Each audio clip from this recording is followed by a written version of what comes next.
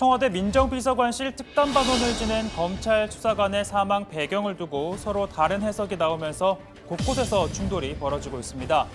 청와대와 검찰, 또 여권과 야권, 그리고 검찰과 경찰에서도 신경전이 펼쳐졌습니다. 검찰은 수사관 A씨가 숨진 지 하루 만에 서초경찰서를 압수수색해 이 고인의 휴대전화 등을 확보했습니다. 곧바로 대검 포렌식센터에 보내 이 분석을 의뢰했는데요. 휴대전화에 담긴 각종 자료와 통화 내역 등을 분석하면 이 극단적인 선택을 하게 된 동기, 또 특감반에서 어떤 활동을 했는지 등도 추적해낼 수 있을 것으로 보고 있습니다. 그러자 경찰이 강하게 반발했는데요. A씨의 사망 사건 자체는 서초경찰서가 담당을 하고 있는데 수사 중인 상황에서 이 경찰서를 압수수색해 검찰이 증거를 가져가는 건 전례가 없다는 겁니다. 경찰은 휴대전화 포렌식 과정에 경찰도 참여하겠다라고 했고, 검찰도 이를 수용해 경찰이 참관한 상태에서 포렌식 작업을 벌이고 있습니다.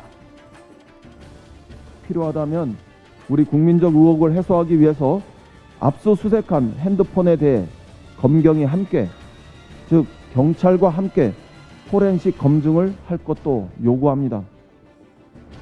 통상 사건은요, 경찰이 수사를 진행하면 검찰은 지휘를 하거나 아니면 아예 검찰로 넘기라고 하죠. 하지만 이런 이례적인 요구가 나오는 건 이 A 수사관이 숨진 배경에 검찰 책임이 있을 수도 있다는 의혹이 제기된 상황에서 이 검찰이 주도적으로 사망 경위를 밝히겠다는 건 그 신뢰성을 담보할 수 없을 뿐만 아니라 어불성설이라는 지적이 경찰 내에서 나오는 데 따른 것으로 풀이됩니다.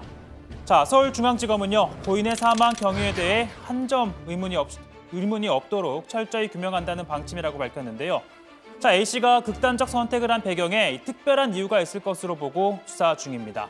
특히 백원우 전 비서관 밑에 있던 A 수사관이 하명 수사 의혹이 불거진 김기현 전 울산시장과 관련한 첩보와 또 수사 진행 상황을 직접 챙긴 인물로 지목된 만큼 관련한 의혹도 규명하겠다는 입장입니다. 이에 대해 청와대 적극적으로 반박을 했죠. 어제 오전 고민정 대변인이 직접 브리핑을 통해 이 직제상 없는 일을 하지 않았다 반박한 데 이어 오후엔 서면 브리핑을 내 재차 강조했습니다. A씨가 생전 민정수석실 행정관들과 통화한 내용을 공개했는데요. 한 행정관에겐 지난달 첫 검찰 조사를 받기 전 전화를 해서 울산지검에서 날 오라고 한다. 갈 수밖에 없을 것 같다. 그런데 왜 부르는지 모르겠다라고 했다고 합니다. 고래고기 사건 때문에 내려갔다는 청와대 입장과 같은데요.